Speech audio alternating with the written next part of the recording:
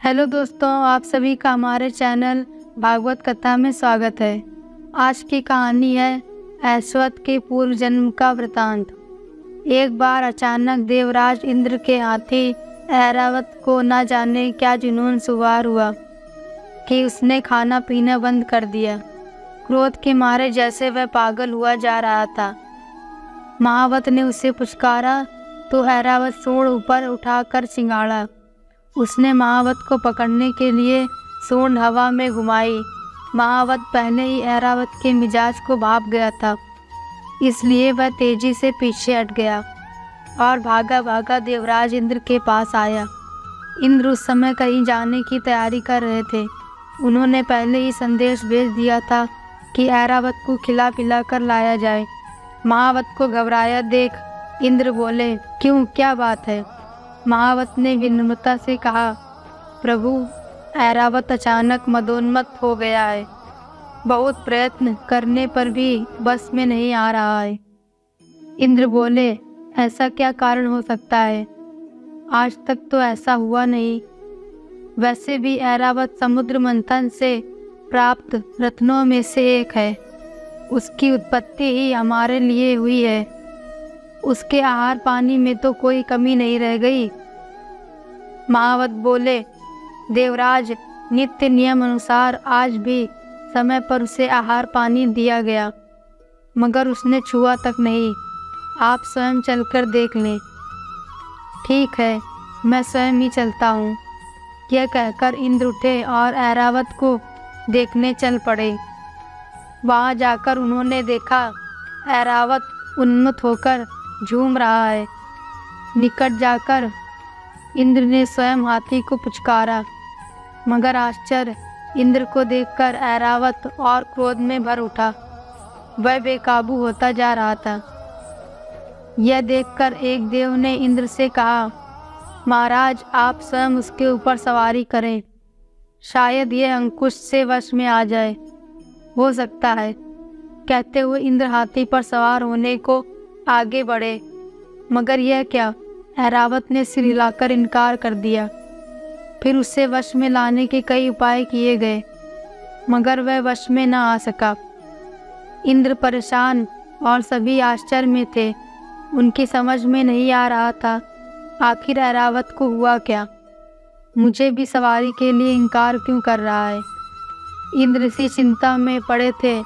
उसी समय उनके कानों में नारायण नारायण की शब्द ध्वनि सुनाई दी और वीणा लिए हरि गुणगान करते देव ऋषि नारद इंद्र के सामने आ गए। इंद्र ने नारद का अभिनंदन किया। नारद जी ने इंद्र को देखा, फिर हंसकर बोले, किस चिंता में पड़े हैं देवराज? कई असुरों ने सुरपुर में आक्रमण तो नहीं कर दिया, या कोई कौतुक हुआ है? अरे, ये ऐरावत बार बार क्यों चिंगाड़ रहा है? इंद्र ने अपनी व्यथा कथा बताते हुए कहा, हाँ देव ऋषि, ऐरावत अस्वस्थ हो गया है, मगर इसकी अस्वस्थता शारीरिक नहीं, मानसिक है। यह स्वर्ग के सारे नियमों को तोड़ मुझे सवारी कराने से इनकार कर रहा है। क्या आप बता सकते हैं यह ऐसा क्यों कर रहा है? नारद जी बोले, हाँ देवराज, इसे अपने पूर्व जन्म की याद आ गई है। उसी के कारण इसके मन में पुराना द्वेष उभर आया है। इसका विवेक खो गया है। इसकी यह नासमझी इसके क्रोध और आपके दुख का कारण बन रही है। नारद की बात सुनकर इंद्र आश्चर्य से बोले, अच्छा, आखिर ऐसा क्या हुआ? क्या वृतांत था इसके पूर्व जन्म का? नारद जी बताने लगे, पूर्व काल में त्रिशिला नामक नगरी में एक विद्वान का आगमन हुआ। उनका नाम विश्वबंधु था। पंडित बंधु धर्मशास्त्र, वेद पुराण आदि के प्रकांड विद्वान थे। उनकी जिह्वा पर जैसे सरस्वती विराजती थी। उनकी वाणी में इतनी मिठास और ओज था कि उनके प्रवचन सुनकर श्रोता मंत्र मुग्ध हो जाते थे। नगरवासी बड़ी संख्या में उनका प्रवचन सुनने आते थे।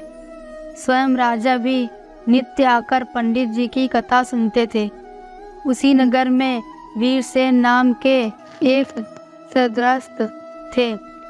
वह भी बहुत ही धर्मप्रिय थे। ज़्यादातर समय पूजा पाठ में बिताते थे।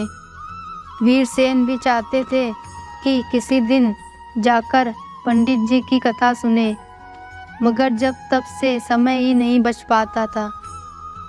एक दिन पंडित जी ने एक चेले ने उनसे कहा, गुरुजी, पूरे नगर में आपकी कथा की चर्चा है। सभी नगरवासी आपके ज्ञान की भूरी भूरी प्रशंसा कर रहे हैं। आप धन्य हैं। पंडित जी अपनी प्रशंसा सुन फूल कर कुप्पा हो गए। उनके मन में अहंकार कुलांचे भरने लगा। वे गर्व से बोले, क्यों नहीं, मेरे जैसे शास्त्रज्ञ विद्वान की कथा तो अपूर्व होगी ही। फिर मेरी कथा शैली की सरलता तो सभी को आकर्षित करेगी ही। यह सुनकर चेला बोला, क्षमा करें गुरुजी, जब तक आपकी कथा सुनने वीरसेन नहीं आते आपकी कथा अधूरी ही मानी जाएगी। ऐसी बात है, तब वीरसेन को कल ही बुलवा लेता हूँ। जिसकी कथा सुनने राजा आए उनकी कथा में वीरसेन आने से कैसे इनकार कर सकता है। पंडित जी ने घमंड से कहा। फिर तुरंत एक दूसरे चेले को वीरसेन के घर भेज दिया। वीरसेन का मन छल प्रपंच से दूर था। उन्होंने आने को कह तो दिया, मगर उस दिन उनका व्रत था। पूजा पाठ में देरी हो गई, इसलिए कथा में ना जा सके। कथा पूरी हुई। चेले ने पंडित जी के कान में कहा, देखा, आपके बुलाने पर भी वीरसेन नहीं आए। लगता है वह आपको विद्वान नहीं मानते।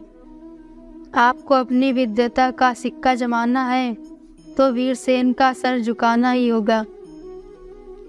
ठीक है, मैं समझ गया। अब कुछ न कुछ करना ही पड़ेगा। पंडित जी के हृदय में द्वेष की ज्वाला भड़क उठी। कथा में वह रोज ही राग, द्वेष और अभिमान से दूर रहने की दूसरों को शिक्षा देते थे, मगर आज स्वयं उनको भूल गए। बदले की आग में जलते हुए सर्प की तरह फुंकार उठे। अगले दिन कथा पूरी होने पर राजा ने आकर पंडित से आग्रह किया, आप कल भोजन के लिए राजमहल को पवित्र करें। यह सुनकर पंडित जी की बाँछें खिल उठी। वे मन ही मन बोले, कार्य सिद्ध हो गया। फिर राजा से बोला, महाराज, आपका निमंत्रण तो मैं स्वीकार कर लूँगा, मगर मेरी एक शर्त है। आप पूरी करने का वचन दें, तभी मैं भोजन करने आ सकूँगा।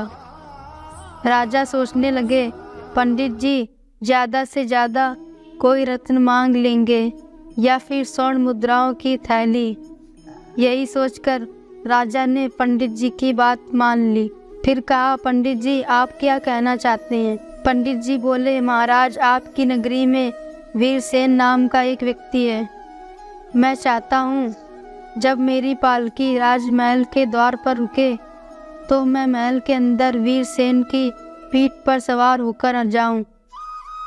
पंडित जी की बात सुनकर राजा चौंक पड़े। वह वीरसेन को जानते थे। बोले, आप उन जैसे साधु को यह कष्ट क्यों देना चाहते हैं? चाहे तो मेरी पीठ पर सवार हो जाएं। मैं उन्हें यह करने के लिए कैसे कहूँगा? पंडित जी तो मन में ही ठान चुके थे। राजा के बार बार कहने पर भी वह अपनी बात पर अड़े रहे। राजा समझ गए कि होनी अपना खेल दिखा रही है। इन जैसे ज्ञानवान की मति भ्रष्ट हो गई है। विद्वान के मन में घमंड हो जाए तो उसका सर्वनाश कर देता है। विद्या तो विनय देती है, सोचकर राजा ने कहा, ठीक है।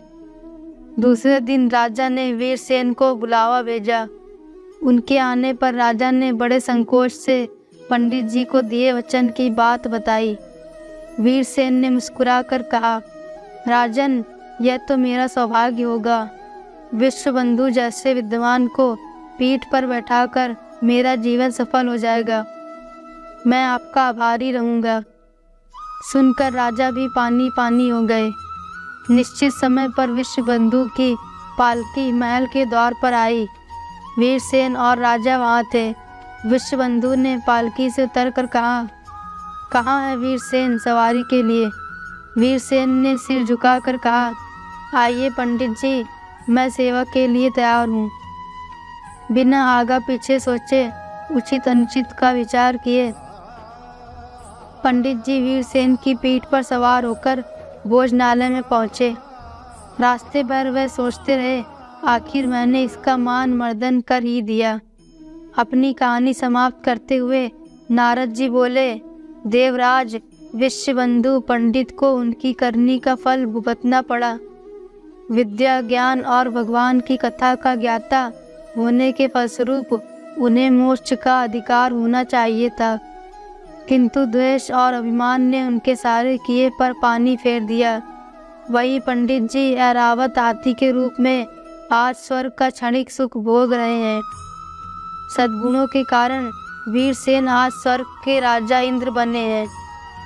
विश्वबंधु ने वीरसेन के ऊपर सवारी की थी, उसका फल भोगने के लिए यह हाथी बनकर आज पूर्व जन्म के वीरसेन इंद्र की सवारी के काम आ रहा है। पूर्व जन्म की बात याद आने पर इसका घमंड फिर जाग उठा है, इसीलिए प्रतिकार कर रहा है। आप कहें तो मैं इससे कुछ कहूँ। इंद्र की स्वीकृति मिलने पर नारद ने ऐरावत की ओर देखा। नारद जी ने आगे बढ़कर ऐरावत के कान के पास जाकर कहा, पिछले जन्म में जो किया क्या उसे भूल गए? फिर अपने कर्तव्य से मुंह मोड़कर अगले जन्म को बिगाड़ने पर क्यों तुला है?